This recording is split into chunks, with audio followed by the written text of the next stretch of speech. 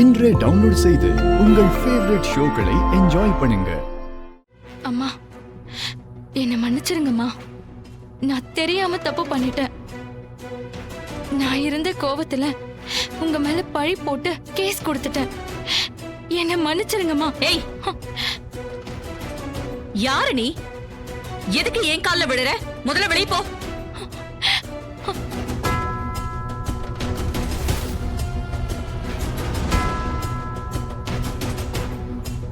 அம்மா, ப்ளீஸ்மா. ஏதோ புத்தி கிட்ட போய் இப்படி பண்ணிட்டேம்மா. நீங்க தான் பெரிய மனசு பண்ணி என்ன மன்னிக்கணுமா? ஏய், நீ என்ன அம்மான்னு கூப்பிடாத. அது என் காதுல நாராசமா விழுது.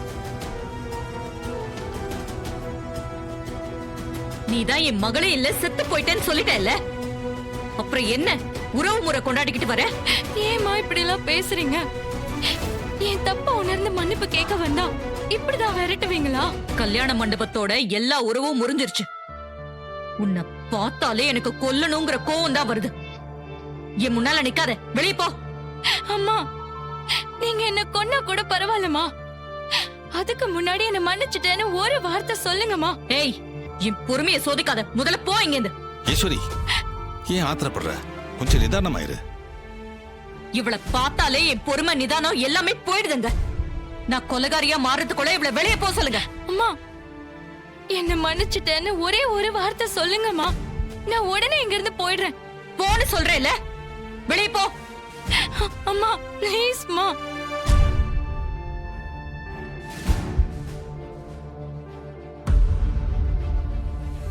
துர்கா, இனிமேல நீங்க எந்த பிரச்சனையாயிடும், கிளம்புங்க. மாப்பிள்ள, இவங்க 2 பேருக்கும் எடுத்து சொல்லி அனுப்பிடுங்க. துர்கா, நீ வா போலாம்.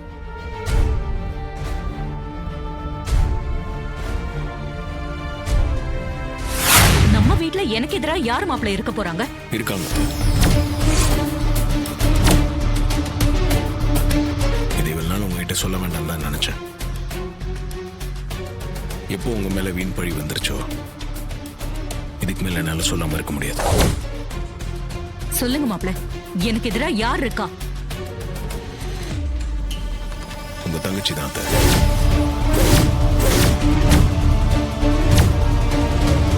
என்ன மாப்பிள்ள சொல்றீங்க? எனக்கு எதிரா சந்திரா வேலை செய்யறாளா? ஐயோ, நேரம் பார்த்து போட்டு கொடுக்கறானே, எப்படியாவது சமாளிக்கணுமே. ஆமா, உங்க வலையில அங்க கொண்டு போய் போட்டது உங்க தங்கச்சி தான்.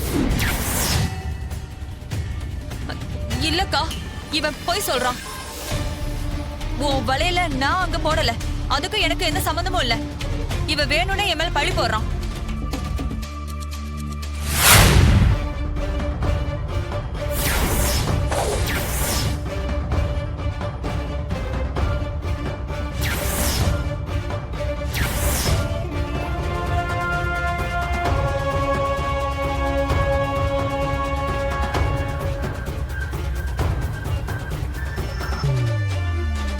சந்திரா, என்ன இது? நீயும் இந்த சிவனாண்டியும் மீட் பண்ணி பேசிக்கிட்டு இருக்கீங்க. எனக்கு தெரியாம இந்த திருட்டுத்தனம் எப்ப நடந்துச்சு?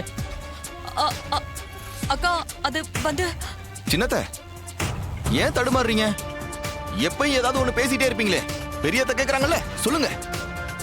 சொல்லு சந்திரா, இது எப்படி நடந்துச்சு?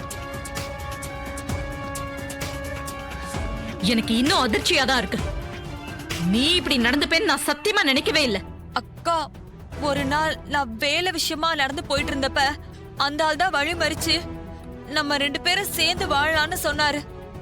நான் முடியவே முடியாதுன்னு சொல்லிட்டேக்கா. வாழ்வோ சாவோ அது என் அக்காவோடதான்னு நான் உறுதியா சொல்லிட்டு வந்துட்டேன். அந்த வீடியோ எப்படியோ இவங்க கையில கிடைச்சிருக்கு. அத வச்சுதான் இவங்க 2 பேர் சேர்ந்து நம்மள பிரிக்க பாக்குறாங்க. இத நம்பாதக்கா. அக்கா, சந்திரா,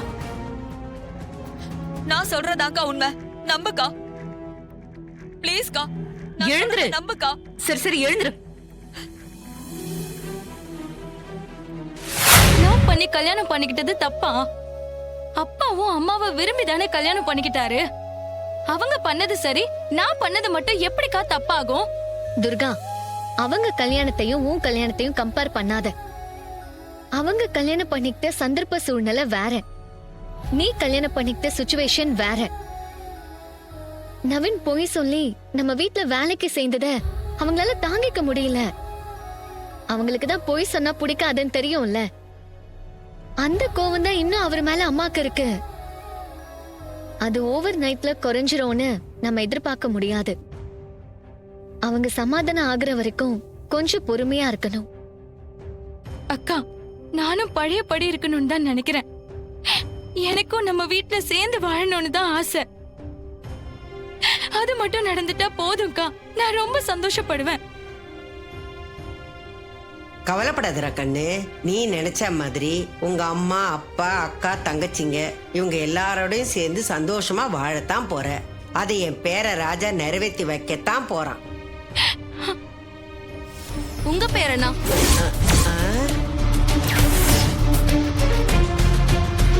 என்ன பாட்டி சொல்றீங்க?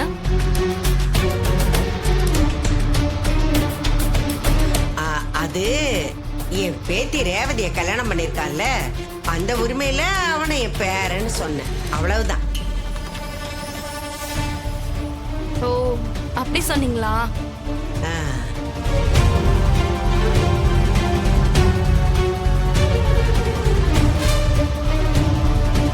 பாட்டி கொஞ்சம் சும்மா இருங்க. நீங்க ஒண்ணு கிடைக்க ஒண்ணு பேசி ஏதாவது பிரச்சனை ஆயிட போகுது. இந்த லாபத்துல 20% அவங்களுக்கு போனஸா கொடுத்தா நல்லா இருக்கும்னு நினைக்கிறேன். இதுக்கு நீங்க ஒத்துப்பீங்கன்ற நம்பிக்கையில தான் அதை அவங்கள வர சொன்னேன். மாப்பிள்ள, லாபத்தை தொழிலாளிகளோட பகிர்ந்துக்கிறது எனக்கும் சந்தோஷம்தான். நீங்க சொன்ன மாதிரி 20% கொடுத்துடலாம், ஒன்னும் பிரச்சனை இல்லை.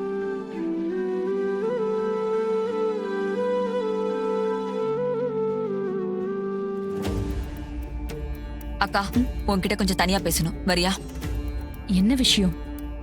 நீ வாக்கா, நான் சொல்றேன். ஒரு நிமிஷம் இருங்க. சரிங்க.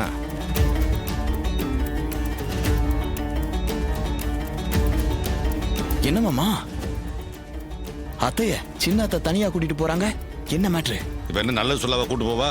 போனஸ் எல்லாம் கொடுக்க வேணாம்னு சொல்லி தருவா. யூ ஆர் கரெக்ட் மாமா. ஏய், இப்ப எதுக்கு என்ன தனியா அழைச்சிட்டு வந்திருக்க? என்ன விஷயம்? என்னக்கா, நீ பாட்டுக்கு 20% போனஸ் தரேன்னு லேபர் கிட்ட சொல்லிட்டு இருக்க? உன் டிரைவர் மாப்பிள்ள தான் அறிவில்லாம சொல்றானா, நீயும் அதை அப்படியே கேப்பியா?